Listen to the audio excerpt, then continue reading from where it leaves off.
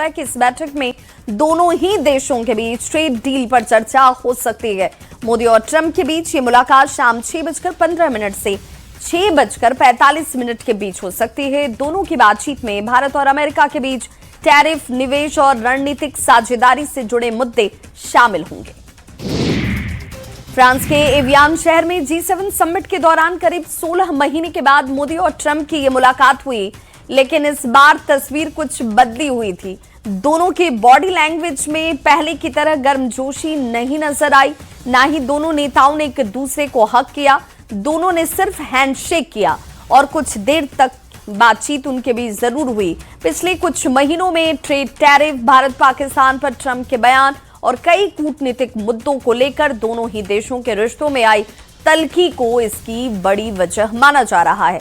Hormuz straight में अमेरिकी हमले में 3 भारतीय नाविकों की मौत को लेकर भारत पहले ही अपना विरोध दर्ज करा चुका है और ऐसा माना जा रहा है कि इस मुद्दे को लेकर प्रधानमंत्री नरेंद्र मोदी ने ट्रंप से मुलाकात के दौरान अपनी बॉडी लैंग्वेज से एक कड़ा संदेश देने की कोशिश की है।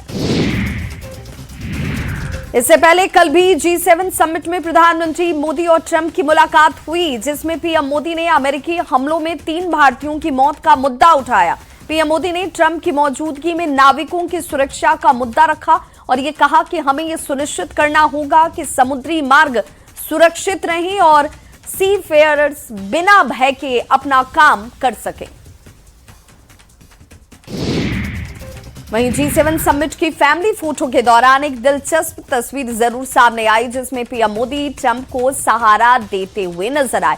प्रधानमंत्री नरेंद्र मोदी ने हाथ बढ़ाया और अमेरिकी राष्ट्रपति डोनाल्ड ट्रंप उनके पास आकर खड़े हो गए। कुछ सेकंड का ये वीडियो कैमरे में कैद हुआ, जिसकी सोशल मीडिया पर काफी चर्चा है।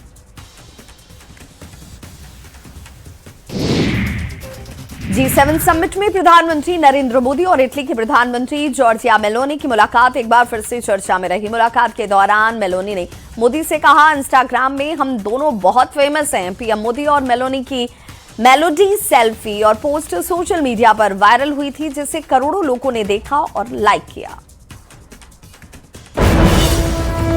आरजेडी के राष्ट्रीय अध्यक्ष लालू प्रसाद ने अपनी और पूर्व मुख्यमंत्री राबड़ी देवी की सुरक्षा में कटौती और सरकारी आवास के विवाद को लेकर बड़ा बयान दिया है। उन्होंने कहा कि हमारी सुरक्षा वापस ले ली गई। साथ ही नीतीश कुमार पर उन्होंने निशाना साधा और कहा कि सब कुछ नीतीश कुमार करवा रहे हैं।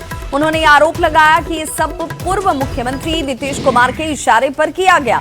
दरअसल एक दिन पहले ही पूर्व मुख्यमंत्री राबड़ी देवी ने सरकार को पत्र भेजकर 10 सर्कुलर रोड स्थित सरकारी आवास में रहने की अवधि को बढ़ाने का अनुरोध किया था। अपराधियों को शमशान भेज देंगे और इधर सिक्योरिटी आप लोगों की खत्म कर दिया उन्होंने। क्या हो गया? नीतीश कुमार सब कुछ, नीतीश कुमार सब कुछ, नीतीश कुमार सब कुछ। क्या सीवान के बाद पटना में भी एक बार फिर सीएम सम्राट चौधरी ने बड़ा बयान दिया। सीएम ने अपराधियों को सख्त चेतावनी दी। सम्राट चौधरी ने कहा कि अपराधी को या तो बिहार छोड़ना होगा या फिर शमशान घाट जाना पड़ेगा। सम्राट चौधरी ने कहा कि एक तरफ यूपी में बाबा हैं, दूसरी तरफ पश्चिम बंगाल में दादा यानी कि सीएम शुवेंदु अधिकारी। ऐसे में अपराधियों को नेपाल भागना पड़ेगा। सुशासन की सरकार में अपराधियों को किसी भी हाल में बख्शा नहीं जाएगा। हॉस्पिटल उसमें भर्ती करने का काम किया, लेकिन जो अपराधी है उसको तो बिहार छोड़ना होगा, उसको कोई रोक नहीं। अपराधी के लिए कोई जगह नहीं है। अब तो नेपाल ही भागना पड़ेगा साथ, और बिना नेपाल के कोई उपाय नहीं। क्योंकि एक तरफ उत्तर प्रदेश में योगी बाबा है और बगल में बंगाल में शुवेंदु अधिकारी को दादा है, वहां बैठे हैं, और यहाँ सम्राट चौधरी बैठा है। कोई माई का लाल किसी भी कीमत पर बिहार में कानून के साथ खिलवाड़ नहीं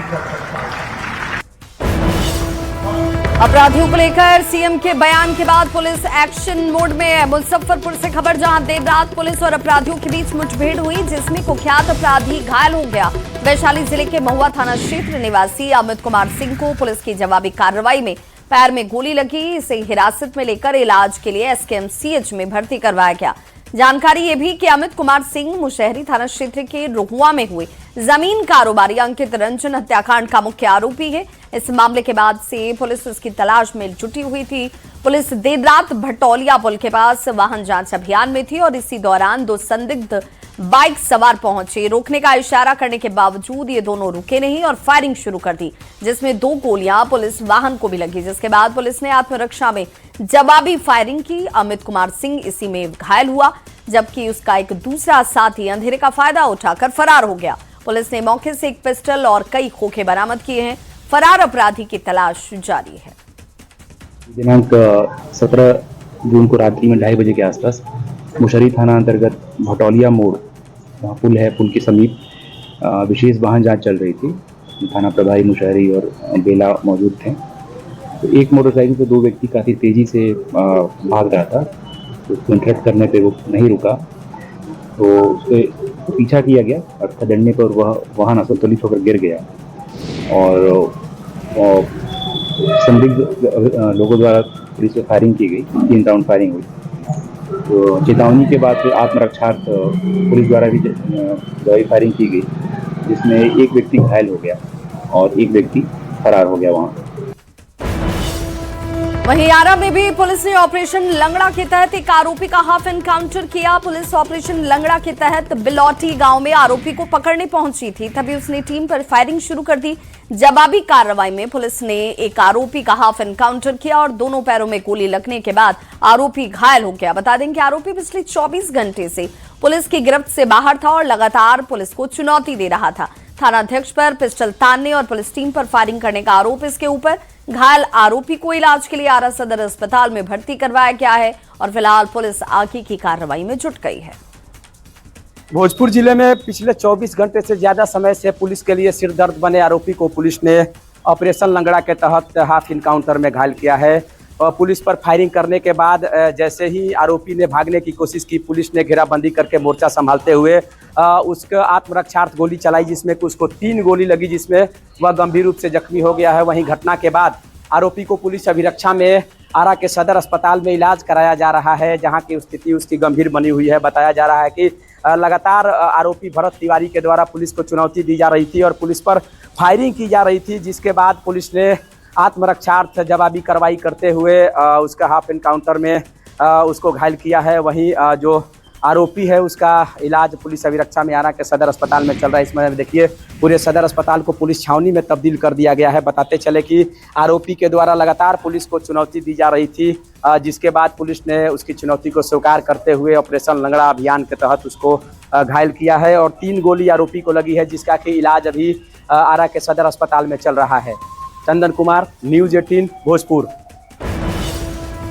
वहीं कांग्रेस नेता ऋषि मिश्रा ने विपक्षी एकता को लेकर एक बड़ा बयान दिया है। उन्होंने कहा कि यदि बीजेपी को हराना है तो सभी सहयोगी दलों को कांग्रेस के नेतृत्व में एकजुट होना चाहिए। बिहार की राजनीति और नेतृत्व के सवाल पर उन्होंने कहा कि केवल मजबूत होने का दावा करने से चुनाव नहीं जीता जाता, इसके लिए व्यापक समर्थन जरूरी है। इंडिया गठबंधन पर सवाल खड़े होने लगे हैं और विपक्ष कह रही है कि इंडिया गठबंधन बचा नहीं। वहीं तमाम जो इंडिया गठबंधन के जो अलायंस है वो मर्जर की बात करने लगे हैं। समय आ गया है। अगर आपको महात्मा गांधी की सोच है, अंबेडकर का जो संविधान है, अगर उसको बचाना है, एजेंसीज हैं, ईडी, सीबीआई, आईटी, मीडिया है, अब तो एमपी एमएलए को बचाना है, तो आपको एक होना पड़ेगा।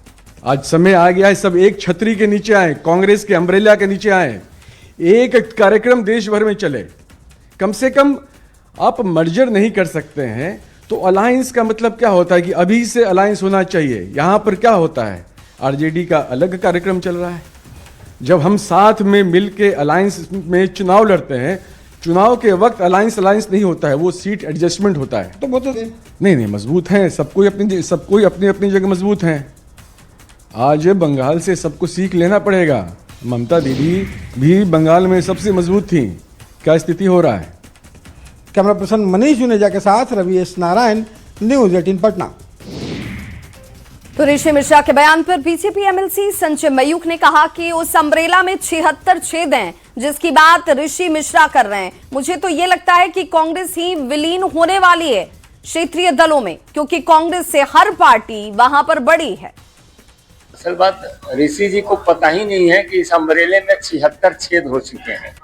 मेरा तो स्पष्ट मानना है, कांग्रेस जिस तरह से आग्रह कर रही है, मुझे लगता है कि कांग्रेस से हर पार्टी वहां बड़ी है और कांग्रेस ही विलीन हो जाने वाली है क्षेत्रीय दलों में। मधुबनी से बड़ी खबर, जहां गिरफ्तार आतंकी की तरफ से बड़ा खुलासा किया गया। एटीएस की पूछताछ में आतंकी ने यह खुलासा किया है। सूत्रों के हवाले से बड़ी खबर, पाकिस्तानी हैंडलर्स को यह शख्स भारतीय सिम पहुंचा रहा था। युवाओं को आतंकी गतिविधियों से जोड़ने का काम यह कर रहा था। मधुबनी से पकड़े गए आतंकी से पूछताछ में यह बड़ा खुलासा, अलग अलग पहचान पत्र और आधार कार्ड से यह शख्स सिम खरीदता था। जुगाड़ के सिम को नेपाल के एजेंट्स से भिजवाया जाता था पाकिस्तान। सिंडिकेट चलाने के लिए कई बार यह खुद भी नेपाल जा चुका है। बाढ़ से खबर आ रही है, जहां बुजुर्ग महिला की संदिग्ध हालत में मौत हो गई। पुलिस हिरासत में, हालांकि कार्रवाई करते हुए पुलिस ने बेटा, बहू समेत 5 लोगों को लिया है। बेटी और ग्रामीणों ने इसमें हत्या की आशंका जाहिर की है। कृष्णा देवी के मौत की जांच फिलहाल पुलिस की तरफ से जारी है। यह मामला अभी मोकामा थाना के कन्हाईपुर गांव का बताया जाता है। वृद्ध महिला का शव बरामद हुआ है उनके घर से। उनके घर पे जो है शव को जो है देखने के उपरांत ऐसा प्रतीत होता है कि उनकी जो है गला दबाने से या गला को खींचने से उनकी मृत्यु हुई है, ऐसा प्रतीत होता है प्रथम दृष्टया। हम लोगों ने एफएसएल की टीम को बुलाया है फॉरेंसिक एविडेंस कलेक्ट करने के लिए। साथ ही घर पे जितने भी लोग थे अभी फिलहाल सबको डिटेन किया गया है। पूर्णिया से बड़ी खबर, सिलेंडर ब्लास्ट से 8 लोग झुलस गए। एक ही परिवार के ये 8 लोग बताए जा रहे हैं जो सिलेंडर ब्लास्ट के बाद से इसकी चपेट में आए और झुलस गए। जानकी नगर थाना क्षेत्र में यह बड़ा और दर्दनाक हादसा हुआ। चाय बनाते वक्त गैस रिसाव से आग लगी और कुछ ही देर के बाद सिलेंडर में एक जोरदार विस्फोट हो जाता है। हादसे में परिवार के कई सदस्य घायल हुए हैं, जिन सभी को अस्पताल में भर्ती करवाया गया। 3 लोगों की हालत इसमें गंभीर बताई जाती है, जिन्हें जीएमसीएच रेफर किया गया। पुलिस और प्रशासन फिलहाल इस मामले की जांच में जुटी है। दुकान पे जैसे चाय बनाने के लिए दिया घर में, वो सिलेंडर लीक था, उसी में आग लग गई। आग लगने के बाद हम लोग यहाँ से गए वहाँ पे बहन के पास, उस तरफ था घर। वहाँ गए, जैसे वहाँ पहुंचे उसके आंगन में सिलेंडर फट गया। फटने के बाद यही घटना हुआ, 5-7 आदमी पूरा जल गया। सीतामढ़ी से खबर, जहां सहियारा थाना क्षेत्र के हनुमान नगर गांव में मंतोरनी देवी हत्याकांड का पुलिस ने खुलासा कर लिया है। पुलिस ने कहा कि मृतका का बेटा सतेंद्र महतो अपनी मां के साथ सोशल मीडिया पर रील बनाता था। इसी दौरान उसकी पहचान आरोपी सिकंदर महतो की पत्नी से हुई और दोनों के बीच नजदीकियां बढ़ गईं। आरोप ये भी है कि एक आपत्तिजनक वीडियो वायरल होने का विवाद गहरा हुआ और इसी रंजिश में सिकंदर महतो ने साथियों के साथ मिलकर मंतोरनी देवी की गोली मारकर हत्या कर दी। फिलहाल पुलिस ने 2 आरोपियों को गिरफ्तार किया है। यूपी की किसी 50 वर्षीय महिला मंतोरनी देवी की गोली मारकर हत्या कर दी। घटनास्थल के निरीक्षण, तकनीकी साक्ष्य और अनुसंधान के क्रम में यह तथ्य सामने आया कि उस महिला का जो पुत्र था, जिसका नाम सतेंद्र महतो है, पहले वो रील बनाया करता था और रील बनाने के क्रम में एक वांछित अपराधी रह चुके हैं बुधई क्षेत्र के सिकंदर महतो। उनकी पत्नी के साथ उनका अवैध संबंध हो गया और जब वो जेल से, उस समय जब सिकंदर महतो जेल में थे और जब जेल से छूटते हैं, उन्हें इस संबंध में पता चलता है तो इस संबंध का वो विरोध प्रकट करते हैं। विरोध के कारण जो मृत महिला है, उनके जो पुत्र है, उसके द्वारा उस महिला का अश्लील वीडियो वायरल कर दिया जाता है, जिसके लिए भूतही में एक कांड भी दर्ज हुआ है। कांड दर्ज होने के बाद उसके द्वारा पुनः उसकी वीडियो वायरल कर दिया जाता है, जिससे क्षुब्ध होकर वो जो सिकंदर महतो है, उस महिला के घर में जाकर उन्हें गोली मार देता है। पटना से बड़ी खबर, जहां कृषि और ग्रामीण विकास को लेकर उच्च स्तरीय बैठक। केंद्रीय कृषि मंत्री शिवराज सिंह चौहान और सीएम सम्राट चौधरी इस बैठक में शामिल। बैठक में केंद्र और राज्य सहयोग पर कई अहम निर्णय जो है लिए गए हैं। ग्रामीण वीबी ग्राम जी योजना 1 जुलाई से लागू होगी। मनरेगा की लंबित राशि 30 जून तक भुगतान का लक्ष्य तय किया गया। कृषि में नवाचार और उत्पादकता बढ़ाने पर जोर दिया गया है। राज्य में आदर्श कृषि केंद्र स्थापित करने की योजना और साथ ही साथ बिहार के फलों को अंतर्राष्ट्रीय बाजार से जोड़ने की तैयारी की जा रही है। जीविका दीदी की बात करें तो लखपति बनाने का अभियान और तेज किया जाएगा। बिहार को कृषि क्षेत्र में मॉडल राज्य बनाने पर भी इस बैठक में सहमति बनी। मुख्यमंत्री सम्राट चौधरी आज शाम 5 बजे कैबिनेट की एक महत्वपूर्ण बैठक करने जा रहे हैं, जिसमें कई महत्वपूर्ण फैसले लिए जाएंगे। ये माना जा रहा है कि बिहार के विकास के साथ साथ निवेश और रोजगार को लेकर महत्वपूर्ण फैसला आज के इस बैठक में हो सकता है। बड़ी खबर यूपी के बलिया से, जहां भोजपुरी सुपरस्टार और एमएलसी पवन सिंह के कार्यक्रम के दौरान जमकर हंगामा हुआ। पवन सिंह की एक झलक पाने के लिए बड़ी संख्या में यहां फैंस की भीड़ जो है बेकाबू होती नजर आई और इसके बाद पुलिस ने लाठीचार्ज कर दिया। इसी लाठीचार्ज में कई लोगों के सिर फट गए, कुछ के हाथ में चोट आई। हंगामे के दौरान सैकड़ों कुर्सियों को भी क्षतिग्रस्त कर दिया गया। कार्यक्रम में सांसद रवि किशन समेत कई भोजपुरी कलाकार मौजूद थे। मामला नगर में आयोजित एक बर्थडे पार्टी का बताया जा रहा है। हमारे नगर थाना पुलिस का 4 पुलिस वाला मिलकर मारा है हमको। हम कुछ बोले नहीं है पुलिस वाले को। सब जनता को पुलिस दौड़ाकर मार रहा है। मैं चुपचाप खड़ा होकर देख रहा हूँ। मेरा सचिन कुमार नाम है, इनासो का रहने वाला हूँ। इंदासो चौनपुरा। ये पवन सिंह को देखने आए थे मैं। बड़ी खबर नालंदा से, जहां पावापुरी में करंट की चपेट में आने से बस में सवार एक दंपत्ति की मौके पर ही मौत हो गई, जबकि 5 लोग झुलस गए। बताया ये जा रहा है कि बस पर सभी मजदूर सवार होकर पावापुरी के विशुनपुर गांव की ओर जा रहे थे। तभी बस की छत पर साइकिल लोड था और उसी साइकिल में हाई टेंशन तार फंस गया। करंट लगने से दंपत्ति की मौके पर ही मौत हो गई। अन्य 5 लोग घायल बताए गए हैं और इस घटना की सूचना मिलने के साथ ही पुलिस बल जो है वो पहुंची और बस को अपने कब्जे में लिया गया। सभी घायलों को इलाज के लिए स्थानीय पावापुरी मेडिकल कॉलेज में भर्ती करवाया गया है। पटना से बड़ी खबर, जहां भीषण आग से हड़कंप मच गया। 3 गाड़ियां इसमें जलकर खाक हो गई हैं। बिलदारी चक इलाके में अफरा तफरी का माहौल दिखा। अचानक से लगी आग से अफरा तफरी मच गई। तीनों गाड़ियां जलकर इसमें पूरी तरीके से खाक हो चुकी हैं। तस्वीरें आपके सामने। आग के गोले में तब्दील होती हुई गाड़ियां नजर आई। शॉर्ट सर्किट से आग लगने की आशंका जाहिर की गई है और फिलहाल पुलिस इस मामले की जांच में जुटी है।